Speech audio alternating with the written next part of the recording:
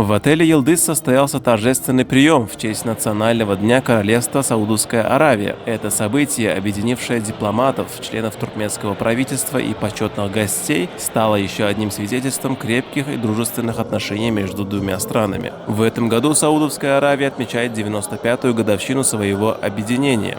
Эта историческая дата символизирует не только богатое наследие, но и стремление страны к активному развитию и диверсификации экономики, что отражено в амбициозных проектах, таких как Vision 2030. Дипломатические отношения между Туркменистаном и Саудовской Аравией были установлены в 1992 году, став важной вехой в истории нашей страны. С тех пор двусторонние связи активно развиваются во всех сферах, открывая новые горизонты для взаимовыгодного сотрудничества. По случаю праздника президент Туркменистана Сердар Бердумухамедов направил свои искренние поздравления и наилучшие пожелания слуге двух святынь – королю Саудовской Аравии Салману бин Абдель-Азизу Аль-Сауду, а также наследному принцу Мухаммеду бин Салману бин Абдель-Азизу Аль-Сауду. Это символизирует глубокое уважение и признание братских уз, связывающих наши народы. Мероприятие в отеле «Йылдыз» стало не просто официальным приемом, а теплой встречей друзей, которые разделяют общие ценности и стремятся к процветанию. Этот праздник подчеркнул важность дипломатии, мира и доверия, которую последовательно проводит Туркменистан.